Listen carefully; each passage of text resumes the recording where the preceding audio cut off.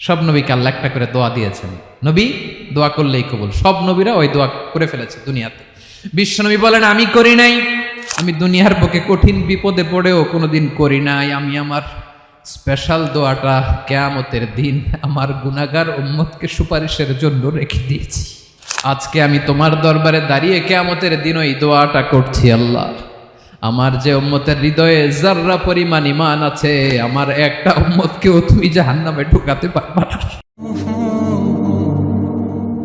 বিশ্বনবী একবার ছাগলের রান খাচ্ছিলেন, খেতে খেতে বিশ্বনবী বলেন আনা সাইয়্যিদুন নাসি ইয়াউমাল কিয়ামা, আমি কিয়ামতের দিন সর্বশ্রেষ্ঠ হব, মানুষের মধ্যে সর্বশ্রেষ্ঠ সেরা আমি বিশ্বনবী। আলহামদুলিল্লাহ পড়েন।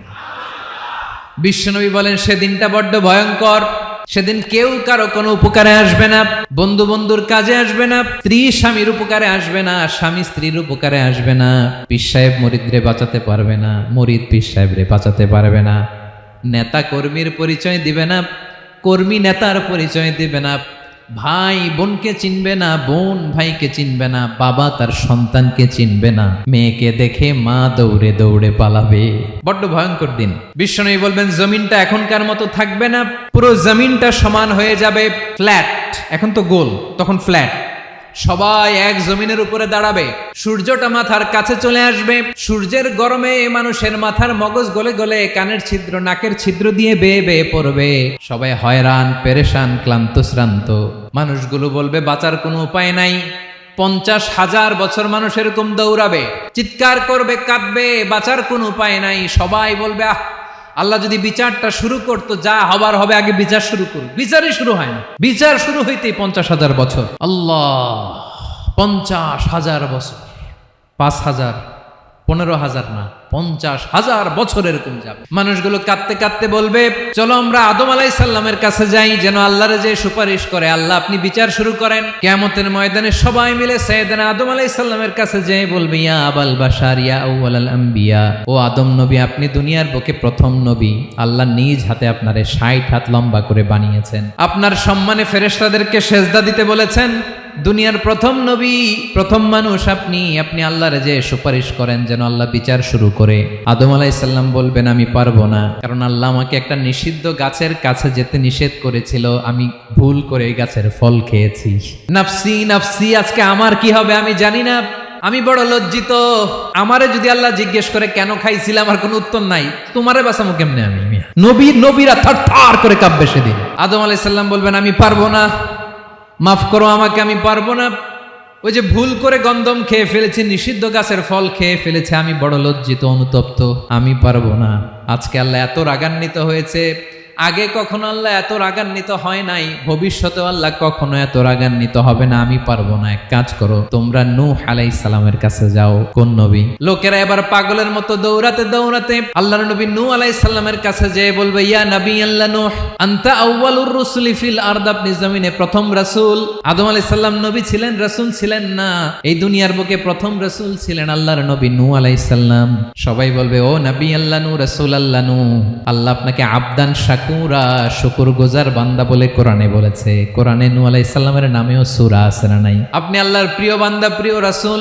দেখেন আমাদের কি দশা, ঘামতে ঘামতে শেষ, জমিনটা তামার জমিন, সূর্যটা মাথার কাছে, কি করবো আর পারি না, ঘামতে ঘামতে আর কত ঘামবো, কত দাঁড়িয়ে থাকবো। আল্লাহরে যে বলেন বিচার যেন শুরু করে। নূহ আলাইহিস সালাম বলবেন আমিও পারবো না, আমিও পারবো না, আমি আমার ছেলের জন্য এক কথা বলে ভুল করে ফেলছি। যখন মহাপ্লাবন হবে আমি বললাম আল্লাহ আমার কলিজার টুকরা সন্তান রে বাঁচান। আল্লাহ বললেন ও নূহ সে তোমার সন্তান না, কারণ সে ঈমান আনে নাই, সে পাহাড়ের উপর দাঁড়িয়েছে, দেখি কেমনে সে বাঁচে। ওই যে আমি একটা না বুঝে আবদার করেছি, আল্লাহ আমার উপর রেগে গিয়েছিলেন। আজকে আল্লাহ ওই ব্যাপারে যদি আমারে প্রশ্ন করে, আমার কোনো জবাব নাই, আমি পারবো না, মাফ করো। তোমরা সবাই মিলে আল্লাহর খালিল ইব্রাহিম আলাইহিস সালামের কাছে যাও। লোকগুলো পাগলের মতো খুঁজতে আরম্ভ করবে, অযুত লক্ষ নিযুত কোটি মানুষের ভিড়ে আল্লাহর খালিল ইব্রাহিমকে যে বলবে ইয়া খালিলুল্লাহ, ও আল্লাহর খালিল, আল্লাহ আপনাকে বড্ড ভালোবেসেছেন, আপনি কাবা বানিয়েছেন, আল্লাহ আপনাকে বড্ড পছন্দ করেন। দেখেন আমাদের কি অবস্থা, আপনি যে আল্লাহর কাছে সুপারিশ করেন যেন আল্লাহ আজকে বিচার শুরু করে। আল্লাহর নবী ইব্রাহিম বলবেন আমিও পারবো না, আমি আমার জীবদ্দশায় 3টা মিথ্যা বলেছি। কয়টা? আসলে মিথ্যা না, একটু টুইস্ট করে কৌশল করে কথা বলেছিলেন, ওইটাকে হাদিসে মিথ্যা বলা হয়েছে। আমি জীবনে 3টা মিথ্যা বলেছি, জীবন বাঁচানোর তাগিদে কৌশল করে 3টা কথা বলেছি। আজকের এই কঠিন ময়দানে আল্লাহ যদি ওই 3টা কথার ব্যাপারে জিজ্ঞেস করে, লজ্জায় আমি মাথা দেখাতে পারবো না, আমিও পারবো না। আজকে আল্লাহ এত রেগে আছে, আগে কখনো এত রাগে নাই, পরেও রাখবে না। তোমরা সবাই মিলে বনি ইসরাইলের নবী মুসা আলাইহিস সালামের কাছে যাও। সবাই এবার যাবে মুসা আলাইহিস সালামের কাছে, যেয়ে বলবে, ইয়া নবী আল্লাহ মুসা, আপনি ছিলেন কালিমুল্লাহ, আল্লাহর সাথে সরাসরি কথা বলতেন। রব্বুল আলামিন আপনাকে তাওরাত কিতাব দিয়েছেন, আপনি যে একটু সুপারিশ করেন। আল্লাহর নবী মুসা বলবেন, মাফ করো, আমিও পারবো না। আমি দুনিয়ার বুকে ভুল করে একটা মানুষকে মেরে ফেলেছি। আমি মারছিলাম আদব শিক্ষা দেওয়ার জন্য এক থাপ্পড়, এই থাপ্পড়ে যে ওই লোক মরেই যাবে আমি জানতাম না। আজকে আল্লাহ যদি জিজ্ঞেস করে কেন মারলা, জবাব আছে।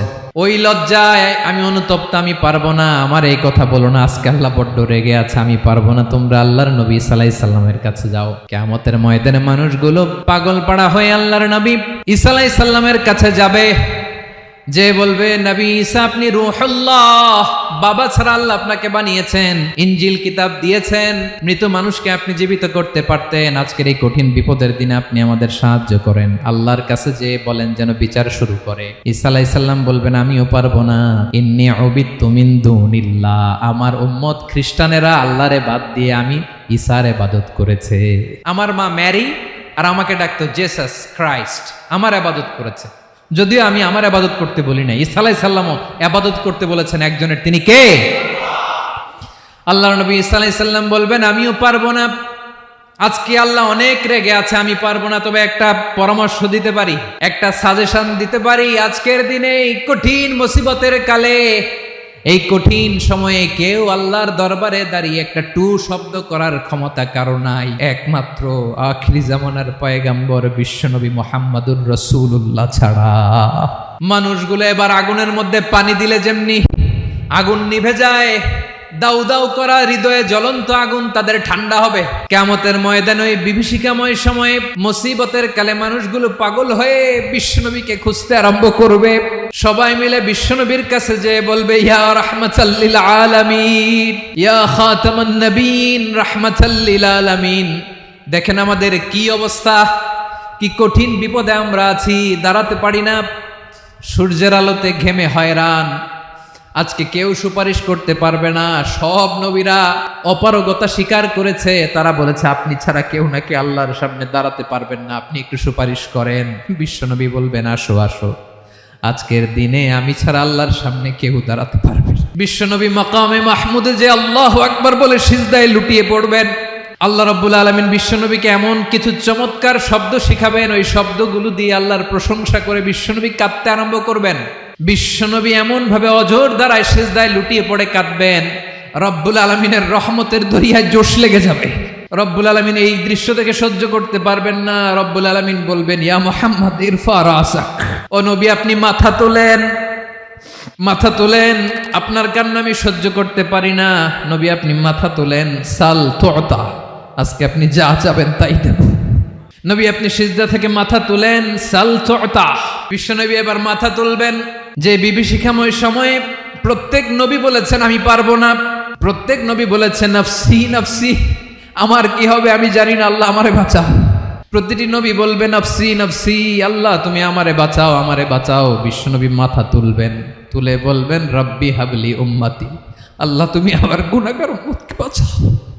এই দুনিয়ার বুকে রব্বুল আলামিন সব নবীকে একটা করে দাওয়া মুস্তাজাবা দিয়েছেন, মানে যে দোয়া করলে কবুল হয়ে যায় সাথে সাথেই। দাও বিহা, দুনিয়ার সব নবীরা ওই দোয়াটা দুনিয়ায় করে ফেলেছে। সব নবীকে আল্লাহ একটা করে দোয়া দিয়েছেন, নবী দোয়া করলেই কবুল। সব নবীরা ওই দোয়া করে ফেলেছে দুনিয়াতে। বিশ্বনবী বলেন আমি করি নাই। ওয়া ইন্নী আখতাবিউ দাওয়াতি শাফাআতান লি উম্মতি ইয়াউমাল কিয়ামাহ, আমার ওই স্পেশাল দোয়াটা আমি দুনিয়ার বুকে কঠিন বিপদে পড়েও কোনোদিন করি নাই। আমি আমার স্পেশাল দোয়াটা কিয়ামতের দিন আমার গুনাহগার উম্মতকে সুপারিশের জন্য রেখে দিয়েছি। আল্লাহ বলবেন নবী ইরফা রাসাক, মাথা তোলেন, আর কাটবেন না। বিশ্বনবী মাথা তুলবেন। আল্লাহ বলবেন সাল তুতা, আপনি যা চাবেন তাই দেব। ওয়াশফা তুশাফা, সুপারিশ করেন, সুপারিশ কবুল করব। বিশ্বনবী বলবেন আল্লাহ ওই স্পেশাল দোয়াটা দুনিয়াতে করি নাই, আজকে আমি তোমার দরবারে দাঁড়িয়ে কিয়ামতের দিন ওই দোয়াটা করছি। আল্লাহ আমার যে উম্মতের হৃদয়ে যাররা পরিমাণ ঈমান আছে, আমার একটা উম্মতকেও তুই জাহান্নামে ঢুকাতে পারবা না।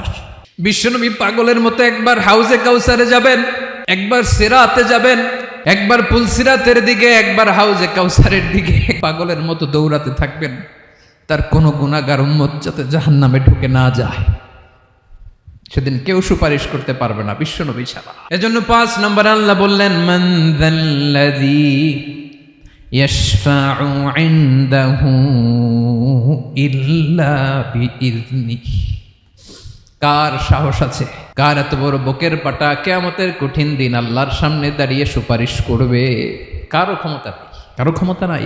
বিশ্বনবী সেদিন সিজদায় পড়ে উম্মতের জন্য কাঁদবেন, সবাই কাঁদবে, নফসি নফসি, আল্লাহ আমারে বাঁচাও, আল্লাহ আমারে বাঁচাও। বিশ্বনবী বলবেন, উম্মতি উম্মতি। বিশ্বনবী আমার জন্য কাঁদবেন, আপনার জন্য কাঁদবেন, আমাদের জন্য সেদিন কেঁদে কেঁদে জাহান্নামের দরজায় দাঁড়িয়ে আমাদেরকে টেনে টেনে জান্নাতে ঢুকাবেন।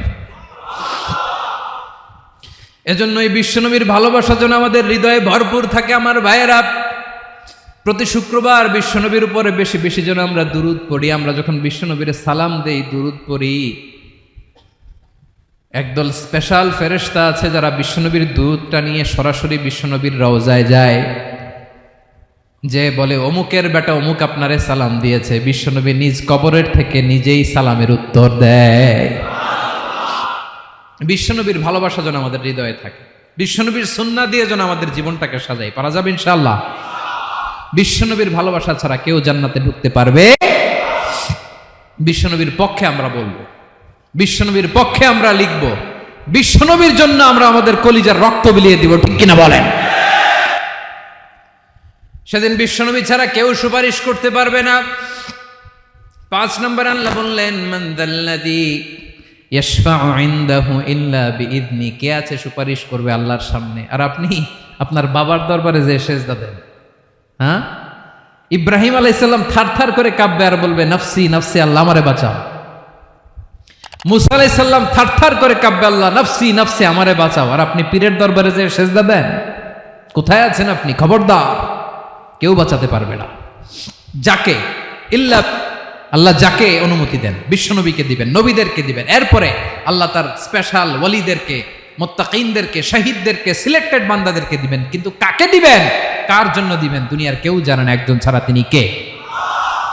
আল্লাহর ওয়ালিদেরকে, নেককার লোকদেরকে আল্লাহ সুপারিশের অনুমতি দিবেন। কিন্তু আপনি যারে মানেন, যার পায়ে সেজদায় লুটিয়ে পড়ে থাকেন, তারে যে আল্লাহ দিবেন, এটার কোনো গ্যারান্টি আছে? কথা বলেন। এজন্য জপতে হবে একজনের নাম, আওয়াজ করে বলুন, তিনি কে? Be a part of our vision. Do listen and share the khair.